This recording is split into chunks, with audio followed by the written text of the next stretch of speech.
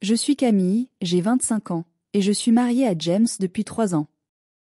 C'est un homme bon, attentionné, et en apparence, tout allait bien entre nous. Mais il y avait quelque chose qui manquait. Un vide que je n'arrivais pas à expliquer, mais qui devenait de plus en plus évident. Sur le plan intime, les choses n'étaient plus comme avant. Chaque étreinte avec James était devenue une simple routine, un acte sans passion ni plaisir. J'avais beau essayer de pimenter nos moments ensemble, mais il semblait ne pas comprendre ce dont j'avais besoin. Il pensait peut-être que tout allait bien, mais en réalité, je m'enfonçais dans une profonde insatisfaction. Les nuits passaient et je me retrouvais souvent seule dans mon lit, à regarder le plafond, submergée par mes pensées. Mes sentiments pour James commençaient à se transformer. Je l'aimais toujours, c'est sûr, mais il n'arrivait plus à m'apporter cette étincelle qui me faisait me sentir désirée, vivante. Chaque tentative d'intimité se soldait par une déception silencieuse. J'avais honte de moi, honte de ressentir ça alors que j'étais censée être heureuse. Mais la vérité, c'est que j'étais loin de l'être. Les jours se succédaient, et ce malaise grandissait en moi. J'essayais de le cacher derrière des sourires, de faire comme si tout était normal, mais au fond, j'étais frustrée. Pourquoi n'arrivait-il pas à me comprendre? Pourquoi n'arrivait-il pas à éveiller en moi ce désir, cette flamme qui m'habitait autrefois? Je me sentais de plus en plus seule dans ce mariage. Puis un jour, tout a changé. J'ai fait une rencontre qui allait bouleverser ma vie. Un après-midi ensoleillé, alors que je me promenais seule dans le parc près de chez nous, je l'ai vu. Un homme, assis sur un banc, regardant autour de lui avec une sérénité qui m'a tout de suite intriguée. Il avait environ 70 ans, cheveux grisonnants et une prestance naturelle. Quelque chose dans son regard m'a attirée, une sorte de mystère et de maturité que je n'avais jamais connue. J'ai croisé son regard, et à ce moment précis, je savais que ma vie ne serait plus jamais la même. Je ne savais pas encore à quel point cette rencontre allait me marquer, mais quelque chose en moi venait de s'éveiller. Cette rencontre dans le parc était bien plus que fortuite. Les jours qui ont suivi, je n'arrêtais pas de penser à cet homme de 70 ans. C'était étrange pour moi, mais quelque chose en lui me fascinait. Quelques jours plus tard, alors que je me promenais encore dans ce même parc, je l'ai revu. Cette fois, il m'a souri et, sans réfléchir, je suis allée m'asseoir à côté de lui. Il s'appelait André, et sa voix, posée et calme, m'a tout de suite apaisée. Nous avons discuté, simplement, de la beauté de la journée, de la tranquillité du parc. J'avais l'impression de parler avec quelqu'un qui me comprenait d'une manière que je n'avais pas ressentie depuis longtemps. André n'était pas comme les hommes que j'avais connus. Il avait une sagesse qui transparaissait dans chacune de ses paroles, et je me sentais comme une adolescente à qui l'on portait enfin de l'attention. Ses mots étaient rassurants, enveloppants, et très vite, je me suis sentie attirée par lui, pas seulement physiquement, mais mentalement. Il semblait percevoir mes frustrations et mes désirs sans que je n'aie à les exprimer. Nous nous sommes retrouvés plusieurs fois après cela, toujours dans ce même parc. À chaque rencontre, nos conversations devenaient plus profondes. Je lui racontais des choses que je n'avais jamais partagées avec personne. Il écoutait avec attention, et je pouvais voir dans ses yeux qu'il comprenait mes tourments, sans jugement. Plus les jours passaient, plus mon esprit était envahi par cette nouvelle relation naissante. James, pendant ce temps, continuait à vivre dans notre routine quotidienne, sans se douter de rien. Il ne savait pas que pendant que nous partagions des dîners silencieux, je pensais à André. Il ne savait pas que chaque matin, je me réveillais en espérant pouvoir retrouver cet homme qui, d'une simple conversation, ravivait quelque chose en moi. Puis, un jour, la frontière entre l'innocence de nos discussions et le désir s'est brisée. Nous parlions toujours sur ce banc, et à un moment, nos mains se sont effleurées. Ce contact a fait jaillir en moi un feu que je croyais éteint depuis longtemps. André m'a regardé, et j'ai vu dans ses yeux qu'il ressentait la même chose. À partir de ce moment-là, tout a changé. Nos rendez-vous n'étaient plus simplement des moments de partage, mais une anticipation de quelque chose de plus profond, de plus charnel. Cette nouvelle dynamique me terrifiait autant qu'elle m'excitait. J'étais tiraillée entre mon devoir envers James et mon désir grandissant pour cet homme plus âgé, qui semblait avoir un pouvoir sur moi que je ne contrôlais pas. La frontière était franchie, il n'y avait plus de retour en arrière. Chaque jour, je pensais à André. Le frisson que j'éprouvais en sa présence était irrésistible, et bientôt, nos conversations ne suffisaient plus à calmer ce désir brûlant qui grandissait en moi. Une simple discussion sur un banc s'était transformée en quelque chose de plus intense, de plus intime. Je n'arrivais plus à penser à autre chose qu'à lui, à ses mots, à son regard, à ce frisson qui parcourait mon corps chaque fois que nos mains se frôlaient. Puis un jour, c'est arrivé. J'étais assise avec André sur ce même banc, et il m'a proposé de nous retrouver dans un endroit plus discret. Mon cœur battait à tout rompre. Je savais exactement ce que cela impliquait, mais une part de moi était déjà décidée. Nous avons convenu de nous voir dans un hôtel. L'idée de l'interdit, l'excitation de ce que nous allions faire. Tout me rendait folle de désir. Jamais auparavant je n'avais ressenti une telle anticipation. Cette nuit allait être la première que je partagerais avec lui, et rien que d'y penser, une vague de chaleur m'envahissait. Le jour du rendez-vous, je suis arrivée à l'hôtel, le cœur palpitant. Je savais que ce que je m'apprêtais à faire était mal, mais j'étais comme envoûtée, incapable de reculer. Lorsque j'ai vu André entrer dans la chambre, tout le reste a disparu. Il s'est approché de moi, et sans dire un mot, il m'a prise dans ses bras. Son étreinte était différente de celle de James. Elle était empreinte de passion, de désir, de quelque chose de profond et de puissant. Ce qui s'est passé cette nuit-là était bien au-delà de tout ce que j'avais pu imaginer. Chaque geste, chaque caresse était chargé de passion et de maîtrise. André savait exactement comment toucher mon corps, comment éveiller des sensations que je n'avais jamais ressenties auparavant. Jamais je n'avais vécu quelque chose d'aussi intense. C'était comme si, en un instant, tous mes désirs refoulés avaient trouvé leur expression. Ce n'était pas seulement du sexe, c'était une découverte de moi-même, de mon corps, et de ce dont j'avais réellement besoin. Cette première nuit avec lui a tout changé. À partir de ce moment-là, plus rien ne serait comme avant. Je ne ressentais plus rien pour James. Je ne pouvais plus faire semblant. Chaque fois que je me retrouvais seule avec mon mari, je ne pensais qu'à André, à ses gestes, à cette passion qu'il m'avait fait découvrir. Ce que je vivais avec James me paraissait désormais fade, sans saveur. L'homme que j'avais épousé, celui avec qui j'avais partagé des moments heureux, semblait maintenant être un étranger. Mon cœur et mon corps appartenaient à un autre. Après cette nuit avec André, quelque chose s'était définitivement brisé en moi. La vie avec James, qui autrefois me paraissait supportable malgré l'absence de passion, devenait insupportable. Chaque fois qu'il me touchait, chaque fois qu'il m'embrassait, je ne pouvais m'empêcher de le comparer à André. Ce vieil homme de 70 ans avait réveillé en moi des désirs que je croyais morts, et James, malgré tous ses efforts, n'arrivait plus à me satisfaire. Je commençais à m'éloigner de James, à lui donner des excuses pour éviter l'intimité. Je prétendais être fatiguée, stressée, mais en réalité, c'était André qui occupait toutes mes pensées. Chaque rendez-vous avec James me semblait fade, comme une corvée que je devais accomplir. Quand je pensais à André, tout me paraissait plus simple, plus excitant. Il avait ce pouvoir sur moi, un pouvoir que je n'arrivais pas à expliquer. Je continuais à revoir André en secret, et à chaque rencontre, notre relation devenait de plus en plus intense. Nous n'étions plus seulement des amants, nous étions deux êtres profondément connectés. Ses caresses, ses mots, sa manière de me regarder, tout me faisait me sentir vivante. Pour la première fois depuis longtemps, je me sentais désirée, comprise et aimée d'une manière différente. Avec André, il n'y avait pas de contrainte, pas d'attente, juste une passion brute et sincère. Mais ce secret commençait à peser lourd sur mes épaules. Le mensonge devenait de plus en plus difficile à porter. James, dans son innocence, ne se doutait de rien, mais je savais que je jouais avec le feu. Parfois, je me demandais si je devais tout lui avouer, mettre fin à cette double vie qui me consumait de l'intérieur. Mais à chaque fois que j'y pensais, je me souvenais de la sensation que me procurait André, et je n'étais pas prête à y renoncer.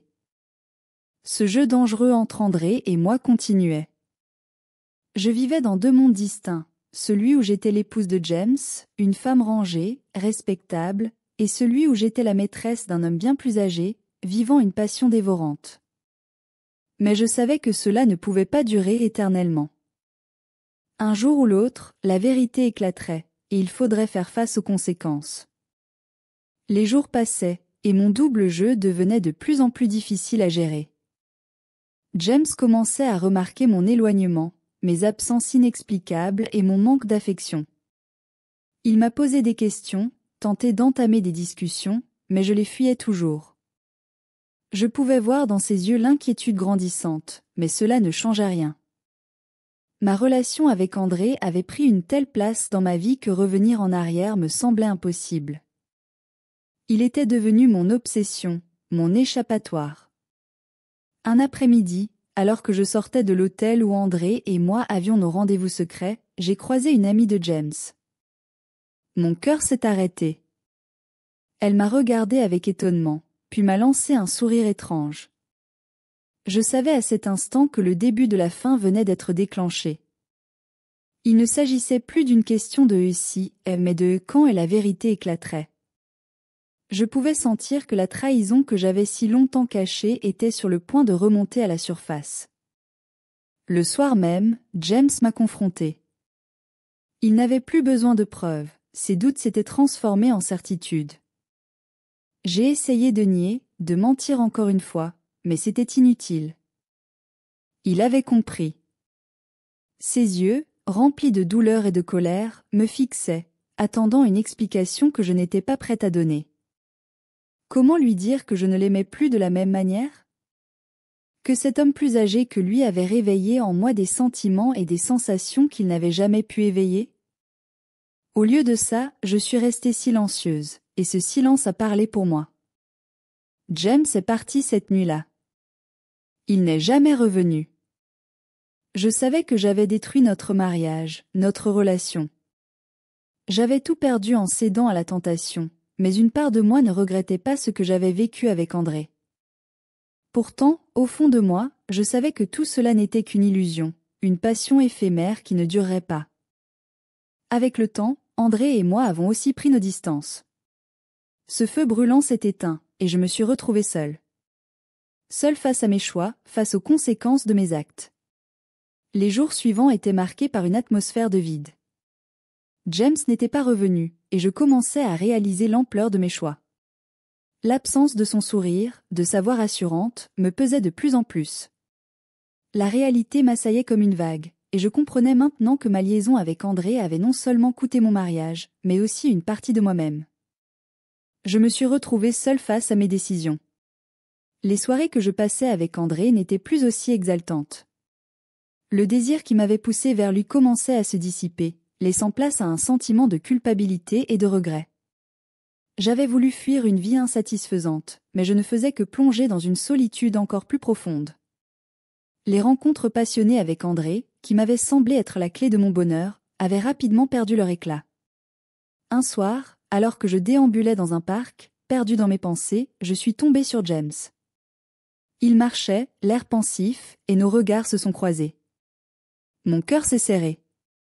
Je ne savais pas quoi dire. J'aurais voulu m'excuser, expliquer mes choix, mais les mots restaient coincés dans ma gorge. James a pris la parole le premier. Il m'a dit qu'il avait besoin de temps, qu'il voulait comprendre ce qui avait mal tourné entre nous.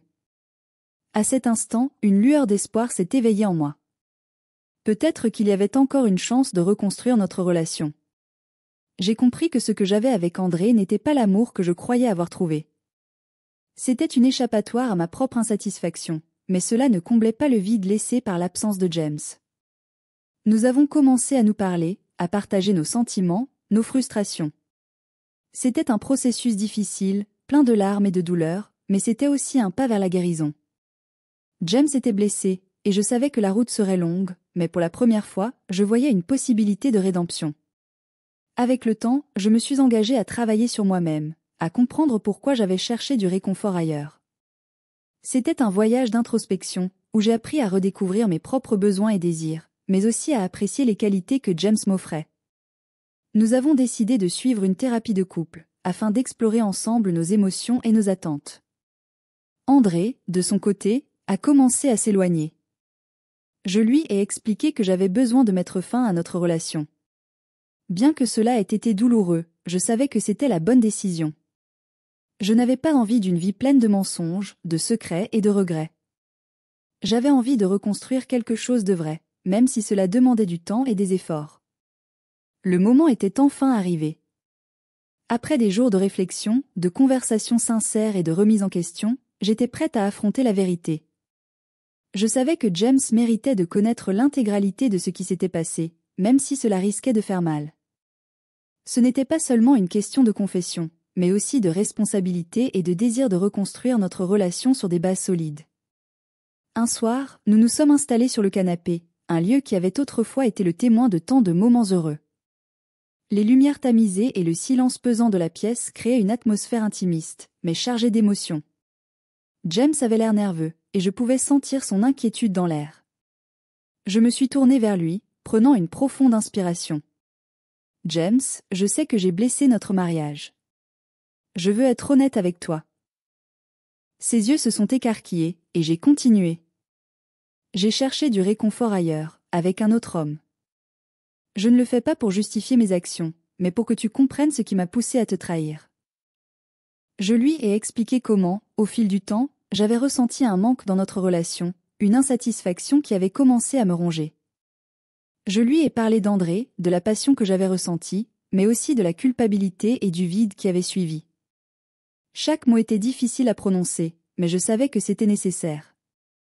J'ai voulu qu'il comprenne que ma trahison ne venait pas de lui, mais de mes propres luttes internes. James m'écoutait, son visage exprimant un mélange de douleur, de colère et de tristesse. Je pouvais voir les larmes briller dans ses yeux. « Pourquoi n'as-tu pas simplement parlé ?» m'a-t-il demandé, sa voix tremblante. C'était une question légitime, et je savais que j'avais failli. Je lui ai expliqué que j'avais peur de le blesser davantage, peur de perdre ce que nous avions. Mais en gardant le silence, j'avais causé bien plus de souffrance. À ce moment-là, je lui ai demandé pardon. Un pardon sincère, avec toute la profondeur de ma tristesse. J'ai exprimé à quel point je regrettais mes actions, combien j'étais désolée de l'avoir trahi et d'avoir brisé sa confiance. Je savais que ce pardon ne viendrait pas facilement, et que notre chemin vers la réconciliation serait semé d'embûches. James a pris un moment pour digérer mes paroles. Il a finalement lâché un soupir profond, ses yeux perdus dans le vide. « Ça fait mal, Camille. Je ne sais pas si je pourrai jamais te faire confiance à nouveau, mais je veux comprendre. » Sa réponse était honnête, et je savais qu'il était prêt à écouter, même si le chemin serait long. Nous avons convenu de prendre le temps nécessaire pour traverser cette tempête. L'avenir restait incertain, mais pour la première fois, j'avais l'impression que nous avions une chance de rebâtir quelque chose de solide, fondé sur l'honnêteté et la compréhension. C'était un pas dans la bonne direction, et je savais que ce voyage vers le pardon, bien que difficile, était celui que nous devions entreprendre ensemble. Avec le temps, James et moi avons commencé à construire un nouvel espace de communication. Chaque soir, nous prenions un moment pour parler, pour partager nos pensées, nos sentiments et nos inquiétudes. C'était parfois douloureux, mais c'était nécessaire. J'ai appris à exprimer mes besoins sans craindre le jugement, et lui a commencé à partager ses propres insécurités et frustrations. Ces discussions ont progressivement fait émerger une nouvelle dynamique dans notre relation, plus ouverte et honnête. J'ai compris que chercher à combler un vide par des moyens extérieurs ne faisait qu'augmenter la distance entre nous. Au lieu de cela, parler avec James de ce qui n'allait pas être essentiel. Nous avons commencé à travailler sur nos désirs et nos attentes, à définir ce que nous souhaitions réellement l'un de l'autre. Nous avons même établi des objectifs communs, tant sur le plan émotionnel que physique, afin de renforcer notre connexion. Nous avons également décidé de faire des activités ensemble, de redécouvrir les petites choses qui nous avaient unis au début de notre relation. Des sorties au cinéma, des dîners romantiques, des promenades. Ces moments simples mais précieux nous ont permis de nous reconnecter, de raviver la flamme qui semblait s'être éteinte. Il n'a pas été facile de reconstruire la confiance. Parfois, des souvenirs de la trahison revenaient hanter nos discussions, mais à chaque fois, nous étions déterminés à avancer. Nous savions que chaque effort que nous faisions nous rapprochait un peu plus de l'amour et du respect que nous avions perdu. En conclusion, l'importance de la communication. Au bout du compte, tout ce que j'avais vécu m'a ouvert les yeux. J'ai réalisé qu'il n'était pas essentiel de chercher des solutions en dehors de notre relation. Ce dont nous avions besoin, James et moi, était simplement de parler, d'échanger et de corriger ce qui ne fonctionnait pas. La communication était la clé, et en apprenant à nous écouter l'un l'autre, nous avons réussi à transformer notre douleur en force. Je me suis engagée à ne plus laisser le vide s'installer dans notre relation. À chaque fois que je ressentais une frustration, je savais que je devais en parler, et non fuir. Ce processus m'a appris l'importance de la vulnérabilité dans une relation, d'être honnête sur mes besoins et d'encourager James à faire de même. Aujourd'hui, nous sommes plus forts qu'auparavant. Nous avons appris à nous soutenir mutuellement, à nous comprendre sans jugement, et surtout, à nous aimer de manière authentique.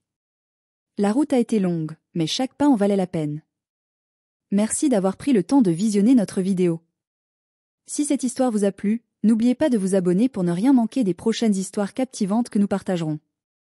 À très bientôt pour encore plus d'émotions et de surprises.